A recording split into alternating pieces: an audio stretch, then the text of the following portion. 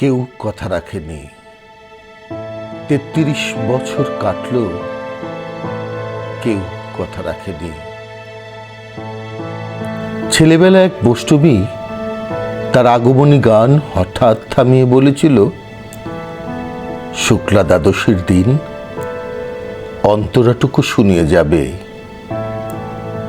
তারপর কত চন্দ্রভুগ অমাবস্যা চলে গেল, কিন্তু সেই বৈষ্ণবী আর এলো না।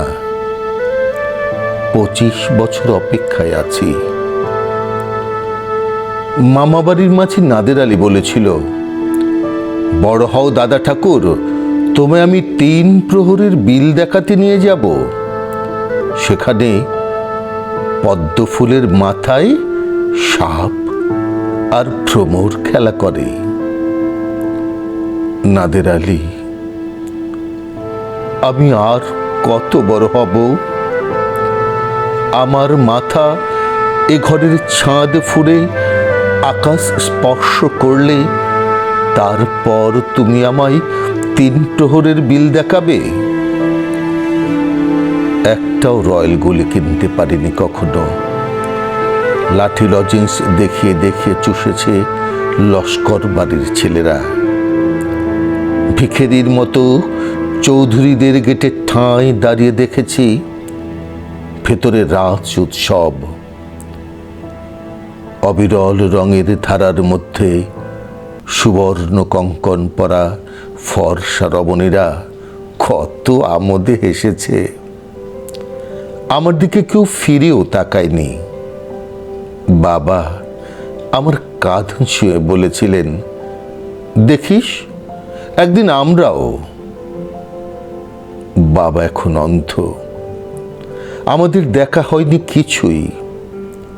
সেই রয়্যালগুলি, সেই লাঠি লজেন্স, সেই রাজ উৎসব আমায় কেউ ফিরে দেবে না। বুকের মধ্যে সুগন্ধি রুমাল রেখে বরুণা বলেছিল, যেদিন আমার সত্যিকারের ভালোবাসবে সেদিন আমার বুকেও ওরকম আতরের গন্ধ হবে। ভালোবাসার জন্যে আমি হাতের মুঠোয় নিয়েছি প্রাণ, দুরন্ত সারের চোখে বেঁধেছি লাল কাপড়, বিশ্ব সংসার তন্ন তন্ন করে খুঁজে এনেছি 108টা নীলপদ্ম। তবু কথা রাখেনি বরুণা। তার বুকে এখনো শুধুই মাংসের গন্ধ।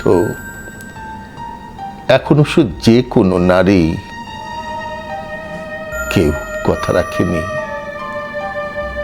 33 বছর কাটলো, কেউ কথা রাখে না।